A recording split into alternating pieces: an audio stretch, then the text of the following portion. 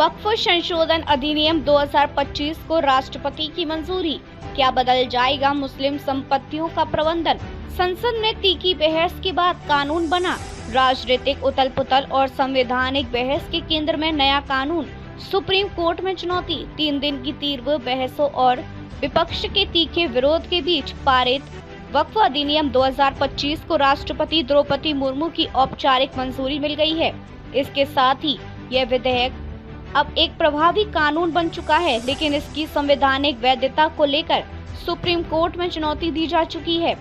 कानून की उपलब्धि अगस्त 2024 से अप्रैल 2025 तक की लंबी यात्रा। ये विधेयक अगस्त 2024 में लोकसभा में पेश किया गया था। इसे संयुक्त संसदीय समिति को सौंपा गया, जहां 6 महीने तक इसकी समीक्षा बैठक हुई। समिति की सिफारिशों को शामिल करने के बाद इसे दोबारा संसद में लाया गया। 3 अप्रैल 2025 को लोकसभा में और 4 अप्रैल 2025 को राज्यसभा में पारित हुआ। 5 अप्रैल 2025 को राष्ट्रपति ने इसे स्वीकृति दी। संसद में बहस के आंकड़े। मत विभाजन की स्पष्ट तस्वीर। लोकसभा में 288 सांसदों ने इसका समर्थन किया, जबकि 232 ने विरोध। राज्यसभा में 128 पक्ष में और 95 विरोध में वोट पड़े। बहस के दौरान AIMIM प्रमुख असुद्दीन ओवैसी, कांग्रेस सांसद मोहम्मद जावेद और आप विधायक अमानतुल्लाह खान ने इसे धार्मिक स्वतंत्रता पर हमला बताया। संशोधन के प्रमुख प्रावधानों का विस्तृत विश्लेषण।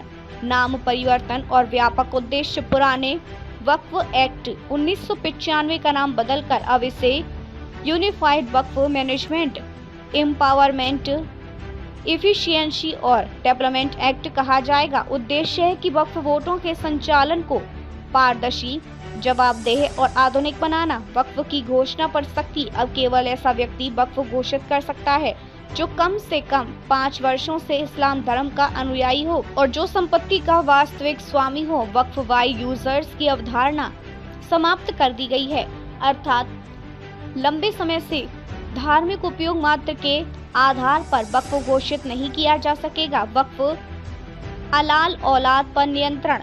यदि कोई वंशानुगत वक्फ स्थापित किया जाता है तो वे महिला उत्तराधिकारियों के अधिकारों का उल्लंघन नहीं कर सकता।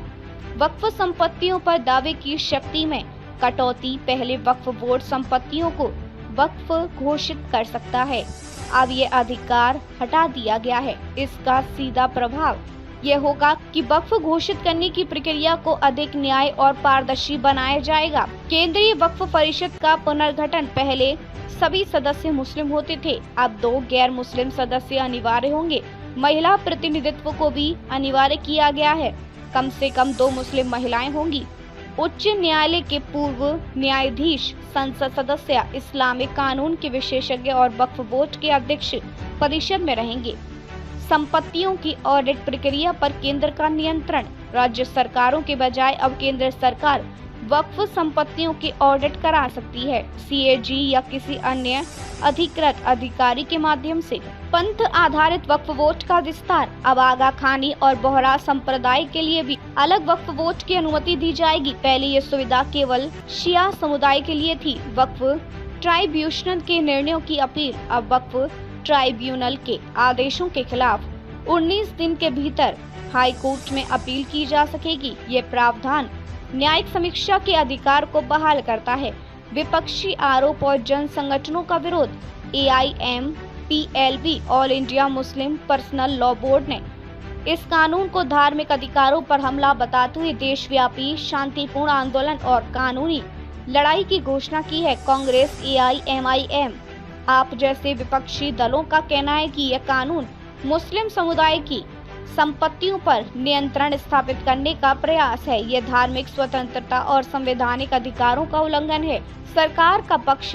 कानून मुस्लिम समाज को मजबूती देगा। सरकार ने साफ कहा है कि वक्फ बोर्डों में भ्रष्टाचार, संपत्ति हड़पने और मनमानी पर रोक लगाने के लिए यह कानून जरूरी था। इससे मुस्लिम महिलाओं को अधिकार और संपत्तियों का ईमानदार प्रबंधन सुनिश्चित किया जाएगा। गृह मंत्री अमित शाह के अनुसार वक्फ धार्मिक है, वक्फ बोर्ड नहीं। प्रशासनिक पारदर्शिता के लिए किसी धर्म का विरोध नहीं किया जा सकता। संवैधानिक दृष्टिकोण। सुप्रीम कोर्ट में चुनौती। दायर याचिकाओं में मुख्य संपत्तियां ये कानून आर्टिकल 25 धार्मिक स्वतंत्रता और आर्टिकल 26 धार्मिक संस्थानों के संचालन का अधिकार का उल्लंघन करता है। डिस्क्रिमिनेशन ऑन रिलीजियस बेसिस अर्थात धर्म के आधार पर भेदभाव करता है। सुप्रीम कोर्ट आने वाले हफ्तों में इस पर सुनवाई कर सकता है, जो इस पूरे कानून की वैधता का भविष्य तय करेगी। इस ऐतिहासिक लेकिन विवादास्पद कानून वक्फ अधिनियम 2025 एक ऐसा कानून है जो सरकारी स्तर पर वक्फ संपत्तियों के बेहतर प्रशासन की दिशा में बड़ा कदम माना जा रहा है, लेकिन मुस्लिम संगठनों और विपक्षी दलों की आशंकाएं इसे एक धार्मिक और राजनीतिक संघर्ष में बदलती नजर आ रही हैं। कानून की संवैधानिक वैधता और उसका मौजूद धार्मिक व्यवस्था पर प्रभाव दोनों ही आने वाले समय में एक व्यापक राष्ट्रीय बहस का विषय बन सकते हैं।